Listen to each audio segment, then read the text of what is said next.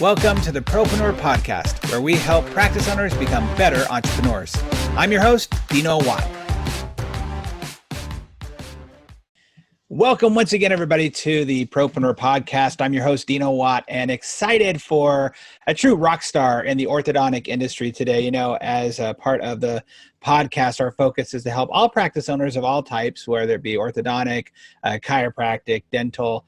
But today, we're going to learn some amazing things and get some insights from Dr. Ben Fishbein, who really is one of the top producers and, like I said, rock stars in the industry. I think so anyway. I got the privilege of listening to him talk just a few weeks ago and then again last week. And every time I have a notepad worth of stuff going like, man, my doctors need to know this stuff and they need to learn from him. So thank you and welcome to the podcast. Thanks so much. No, it's been awesome seeing you the past couple weekends at these meetings. So it's been fun. And am I correct? Yeah, you were in Hawaii, but then you left right after your speech to fly home to work again the next day, right? Yeah, I was in Hawaii for 48 hours. Scheduled.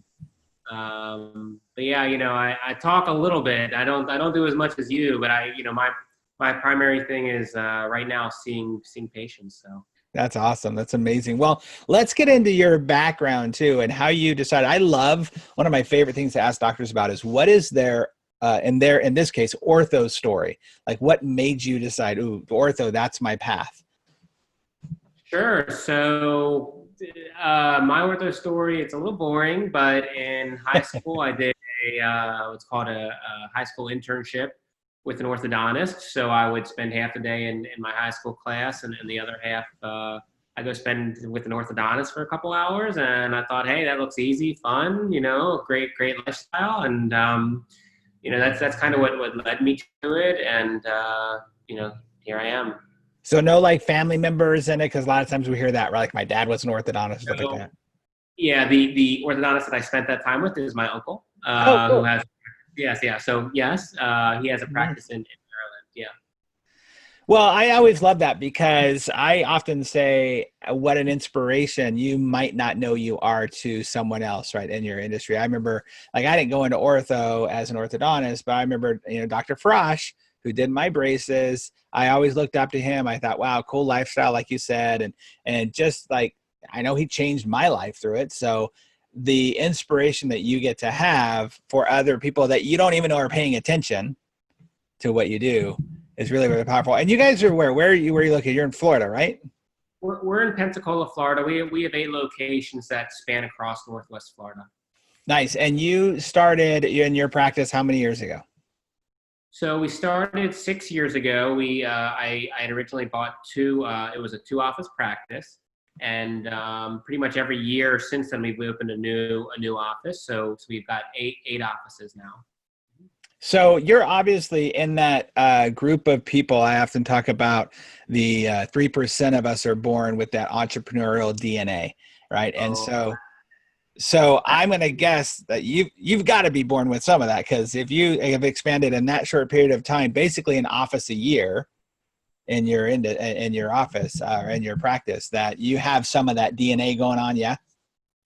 I don't know if it's a DNA thing. It's just what I wanted. I mean, there's so many different models out there. Not, bigger is not better. It's just different. And that's right. We knew we wanted to grow. We wanted something more. We wanted to give our team members more opportunity and serve more people. So that's kind of where we're at with it.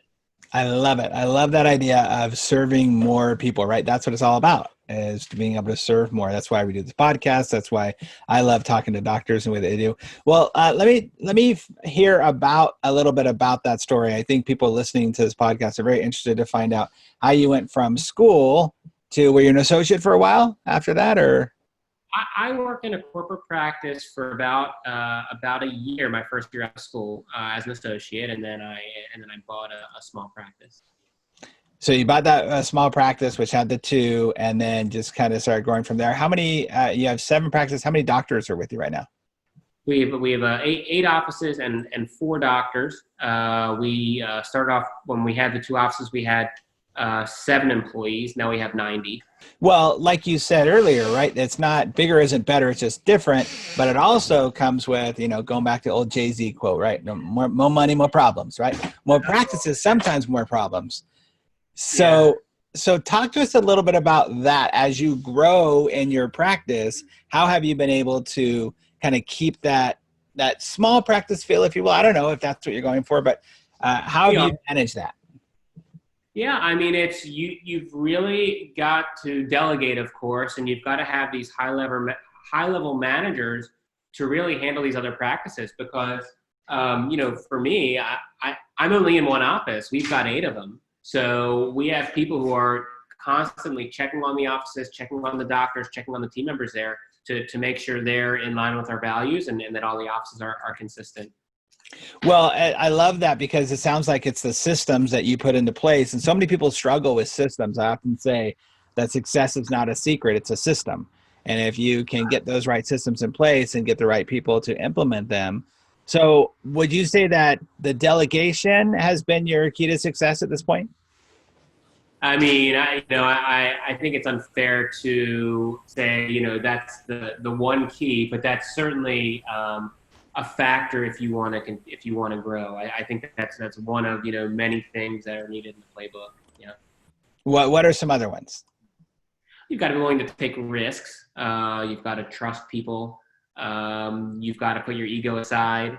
You've got to learn to compromise because I can tell you, no 2 doctors are the same. So with 4 doctors, each one's a little bit different, and it's not my way or the highway here. We have systems in place, but at the same time, I can't tell a doctor to treat this way. I can make suggestions and recommendations, and they can follow them or they cannot. But at the end of the day, every doctor is responsible for their line of care, and you really, it's very difficult even as a doctor to dictate another doctor's treatment.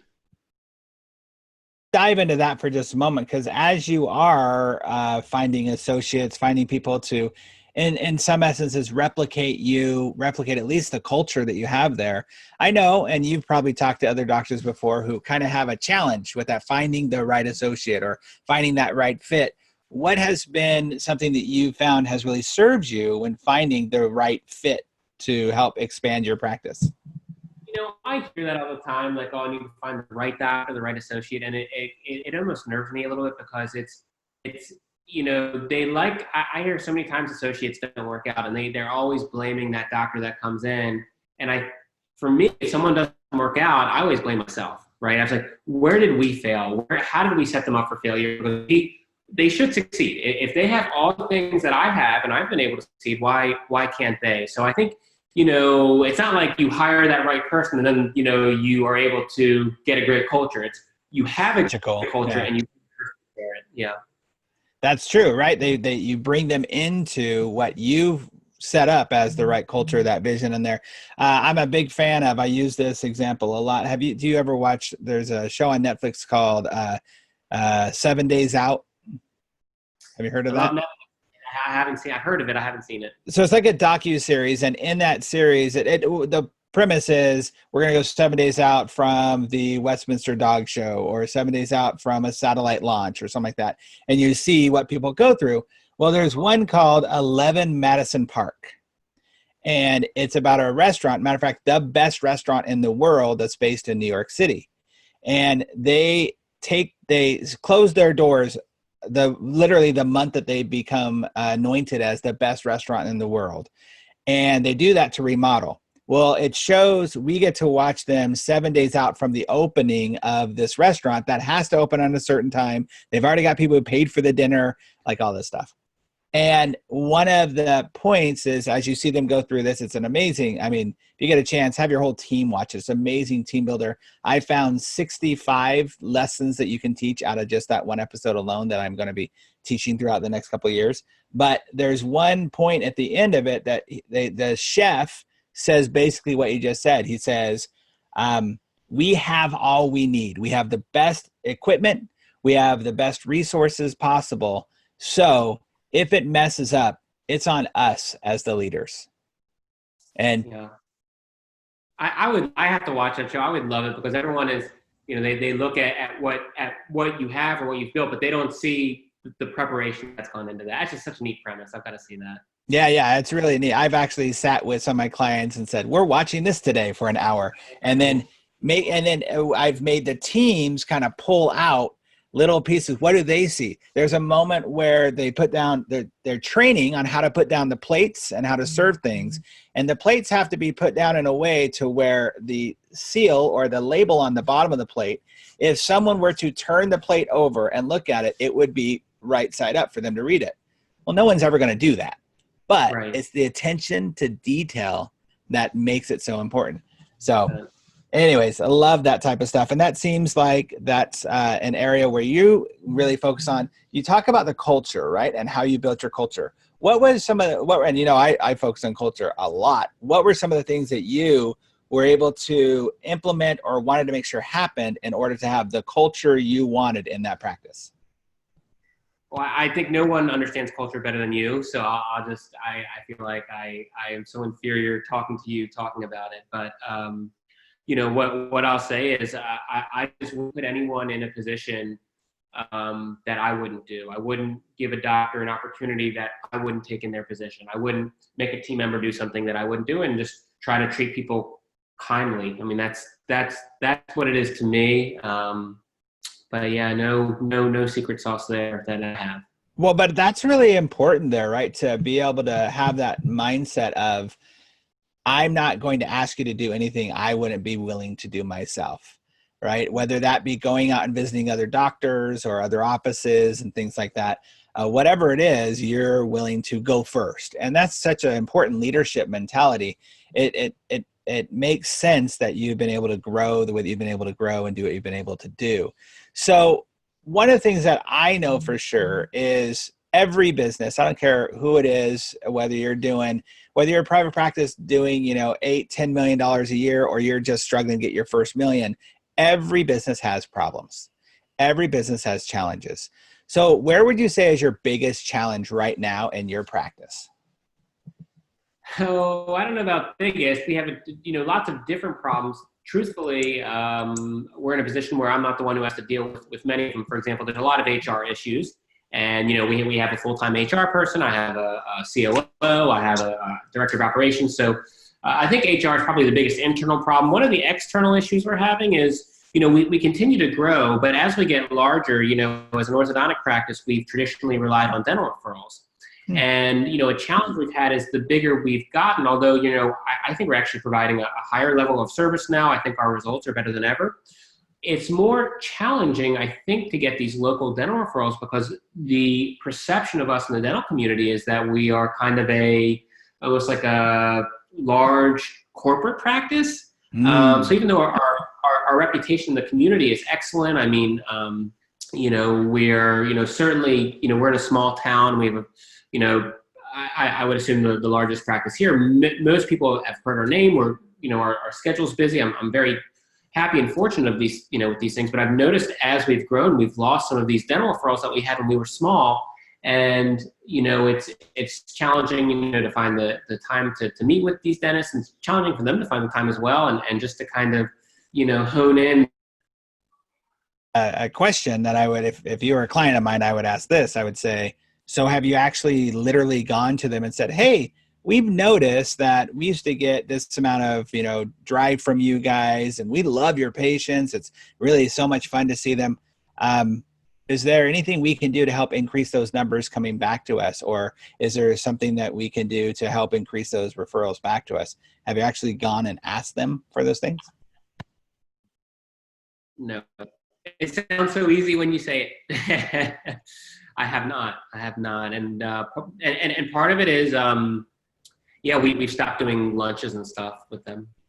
Well, and that's true, right? If we've stopped doing those lunch and learns and things like that, that's understandable. I'm not a huge fan of always having to do those, but I also think that oftentimes when it comes to communication, we forget that the key to communication is to actually communicate and tell people what we want. Okay, so what we were talking about was actually going to the clients, like having your team go out to them and be like, hey, I know we're not doing the lunch and learns anymore, but I just want you to know, we love your patients, blah, blah, blah. Like actually communicating to them what you want. I often equate this to a relationship, right? You go to your spouse, hey, honey, we haven't said I love you to me that often lately. Would you mind saying I love you back or something like that, right? I know it sounds weird and out of our comfort zone, but a lot of times we forget that people get busy with their lives and their businesses. Sure. And so if it's something we want, I would highly recommend you having your team just go out. And even if it's not a lunch and learn, maybe it's just a National Donut Day, right? So we're bringing by donuts or. Yeah, and we do that. We do the drop offs. We used to do a bunch of lunch and learns. We've stopped. But yeah, it's what do you do if you're not getting, you call, you're not getting much of a response, then what would you recommend? Yeah. You mean a response from actually asking that, like, hey, what's going on? Like, is there anything we can do to help earn your business again? Or. Sure. Or you're calling to set up a lunch meeting and it's canceled it's never happens or what?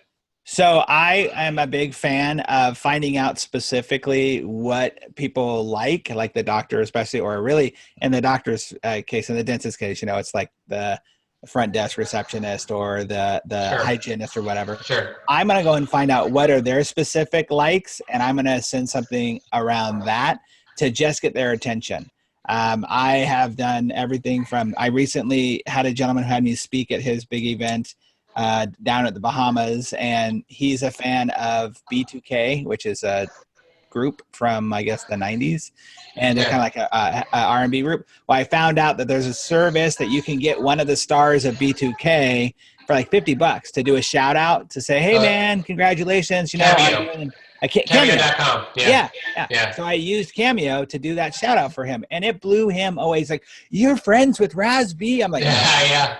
Genius. So stuff like that it will definitely get their attention, and at least it allows you to start that conversation of why. Now, granted, I'm a believer, and it might be just my own thought, but my own prediction is that within the next 5 to 10 years, really dental referrals are going to get smaller and smaller because they're going to start seeing other ways to bring that money in-house, whether that be doing their own little orthodontic stuff or Invisalign, stuff like that. So we got to find more unique and different ways to actually make sure. For example, do you guys do, like a lot of people do, the patient appreciation days? We do. We don't do a patient appreciation day. We don't do that. So whatever you do to get leads, that's the key. It's like we got to find new and unique ways to get leads, to get people knowing about us. But you have a ton of stuff, like with being on the media recently, with the what are they called, the charities that you reach out to.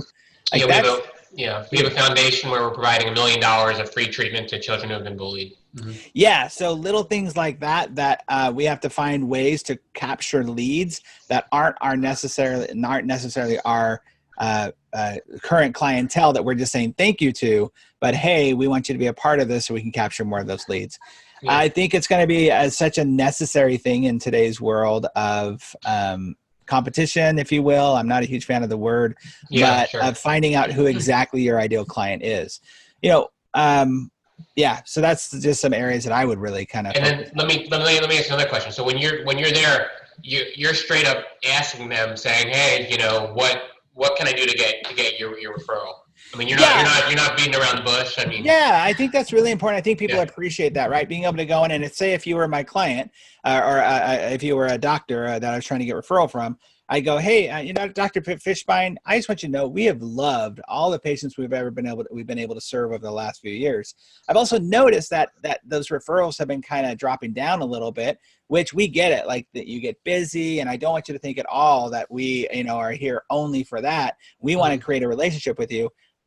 Yet we'd love to know, is there something we can do to get those back up, because we just love your patients so much? What is it that we could do? Right? It's just you're not being confrontational. You're just saying, hey, this is a fact. We're both in business. How can we help each other out? And by the way, you might learn some really cool stuff. Yeah. I know I've had clients who've done this before, and they've come back with finding out that the person that did the last drop off was really kind of rude or perceived to be rude.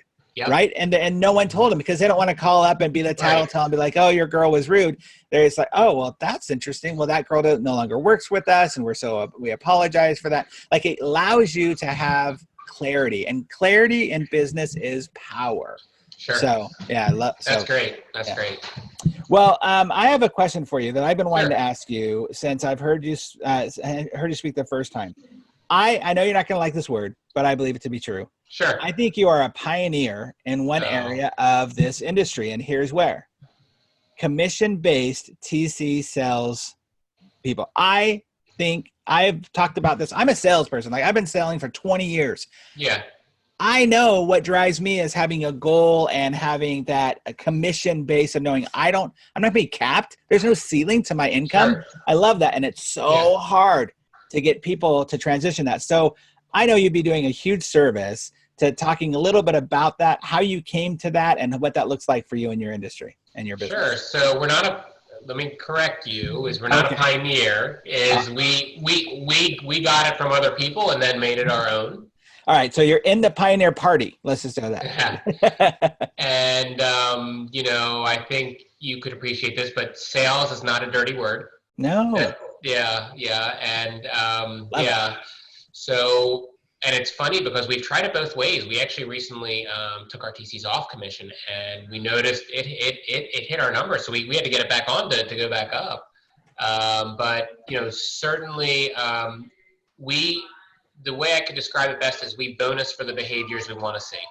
So if we we don't bonus for any other reason. So if we want more patients to start the same day, we'll add commission there. If we want patients to order, we have whitening, we have retainer insurance, we have a number of different ways the treatment coordinators can earn additional income. But basically, the majority of their income is earned through commission-based sales. That is awesome. I know the question that people are going to ask is, so do you do it based upon a flat rate and percentage? Is there like a daily is it all commission, 100% commission? Is it partial commission plus salary? How do you make that work? It's partial. It's about 50-50. So there is a base. Great. Okay. Because you have to do that. And it changes quarterly, so it's not even if I tell you what we do, I don't even remember what we do anymore because it's changing all the time. But we have a what we call a sales manager, or really a TC manager, who's tracking all of this, seeing what we need. Like, hey, this quarter we want to do more Invisalign. Let's have a higher bonus base because we need more Invisalign cases to get to the top of the list or whatever. So we're constantly changing it based on what we want to see, and it's. It's funny, when we went to commission, we had a treatment coordinator quit that same day. They said, hey, no, I'm used to my regular pay, can't do commission. And it was hard. And we said, that's fine. She ended up coming back, is on commission. Now she's making more money than she was making before. So, it was a great thing we did for our practice. Well, I remember you saying too that you recently, at one point you changed the commission and you saw the sales go down just a little bit. And so you're like, oh, I got to get back up to that commission. And then the sales went up again. They will follow that commission base. The reason why I love it is because you took the risk of being able to do something a little different than what's out there. And even the risk of doing exactly what happened. I fear if I were to do that, someone might quit or might lose my TC. And it happened. Yeah. And guess what, everybody? Dr. Fishbein survived. I just want to put that out there. Like you will survive. You still will. Here. Yeah. So when because it is, well, first of all, what made you even think about it, or who introduced you to that idea? Because it is obviously quite different than what a lot of people want to be doing or think they can do inside their office. I visited probably somewhere between 50 and 100 orthodontic offices in the past 5 or 6 years, and people who I really just looked up to and thought they were doing amazing stuff, and just tried to get great pieces of information from them. And what I noticed, it was a real basic thing is the people who are the team members who are motivated through incentive seem to work a little bit harder. So that's kind of where we got that from. It's funny because the two areas that I really try to proselytize, if you will, to my clients is, number one, move to commission-based, performance-based, if you will, type sales. And number two is I am actually a fan of, and I think it's because we will all eventually be forced to do it, fee for service, like getting away from the insurance providers, because it's going to happen, I think, one way or another. It's not a insurance coverage, right? It's insurance benefit that they get smaller and smaller every once in a while. But I think these type of ideas is moving forward to the future is something that if you are like yourself and you're looking to the future of what's going to be next, I think that's something that's going to happen to everybody, which is the commission-based sales. And I love it. And I want everybody to really get that understanding. What you said was that you bonus for behavior, for the behavior you want to see. And so can I guess that happens in all areas of your business? In all areas. So I'll give you an example. We have a call center, and our call center team members get bonuses if 96% of the calls are answered that day. If it's below 96%, they don't get they don't get that bonus. So love it. In orthodontics, if you miss one new patient call that would have started treatment in your practice every day, that's $1 million of lost production. So we really try to minimize that. Great perspective on that, right? Really crunching the numbers of one missed call a day, $1 million in your practice. And I'm guessing like your call center is right at the front when people walk in, right? So when they walk in, they hear the phones ringing. Yeah. Well, my favorite is the high five, right? Like there's somebody at the front desk and the patient walks up to the front desk and they go, hold on, I'm on the phone. I call it the high five, right? Yeah, right? That's a good one. Yeah. Or actually, the better part is have you ever seen those offices where there's a glass partition and like they open and close? Yes. If someone walks up front, they close the glass partition. So like you ring. Yeah. So we over the past 6 years, we've changed our call center now like 3 or 4 times. We're about to change it again. But yeah, certainly our call center is away from the front desk. I think it's so important, right? Let the director of first impression give a first impression, and that high five's great. Yeah. My third one besides the window is when they have, and I know some offices are going to push back on this because it's just the way that your office is and the way you bought it or whatever, and maybe you can't change it because of building codes, but the door going to the back, I remember as a kid when I got my braces, we had that door, and I always remember it being like, come to the execution chamber, because the assistants would not go past that door, right? I'd have to go to them. We don't have doors. No, I know. I love it. I saw your layout. I think that's amazing. No doors. I totally. But yeah, I mean, you can always change it, right? You can always change it. That's right. You can always find something to change. Well, that is awesome. I love everything you've given to us today, all the little tips and tricks and ideas. And I hope everybody, understands the power of what you've been able to do and what they can do in their own practice. Can I ask, how can people reach out? Oh, by the way, the fact that you visited over 100 offices, that it tells me you're a continual learner, that you're always looking for how you can improve, which is what I think a lot of people miss out on when it comes to being a practice owner. They bought the practice a certain way. Maybe they have some ideas. Maybe they go to a seminar every once in a while, but they don't take the opportunity to actually learn from others in bigger ways. People who are more successful, people who are just as successful, people who are just striving and starting out. So that's huge. What would you say is kind of your biggest mindset when it comes to your business on where you're going? Like, what's the future for Fishbein Orthodontics? Yeah, so that's something we're talking about now. But we want to serve more people and give our team members more opportunity. So whatever it takes to do that is what we'll do. Sorry, it's very vague, but we've got a lot of ideas, and we're certainly not done yet. Are you well, I guess the question is that are you from that? You're definitely from the student mindset. You're also from the teacher mindset as well. Like you love to have people come visit you as well. Yes, we have an in-office course, Fishbein Fundamentals, fishbeinfundamentals.com. It's twice a year. It sells out every course. We only allow somewhere between 50 and 60 people to come, and you actually spend some time in our office, some time with our team members teaching. So yeah, we love doing that. That's a ton of fun. So we do that twice a year, and you can find out more information on fishbeinfundamentals.com. Thank you. I was just going to ask you about that. That's great. So fishbeinfundamentals.com. We'll make sure we put it in the show notes as well. And I gotta have you come and either speak at that or talk to our team, whatever it takes. I have to get you to talk. I got to get you to talk to us. Well, I love Florida, especially in the winter time. So, sure, yeah. So that's awesome. Well, Dr. Fishbein, I just want to thank you so much for being a part of our show here today, because I know that there was just a lot of little nuggets that hopefully people could take on their drive to work or their drive home from work and learn. And definitely for those of you that are listening, reach out to Dr. Fishbein and find out some of those fundamentals. Go to the classroom.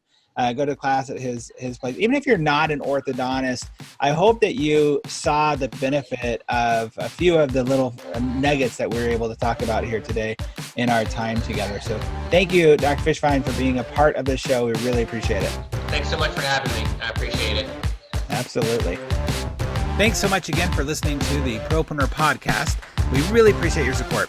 If you haven't subscribed already, please make sure you do so. Also, if you feel like you might be a good fit for our podcast as a guest, or know somebody who you think would be, go ahead and email us at dino@dinowatt.com. Again, thanks for support. We'll see you on the next episode.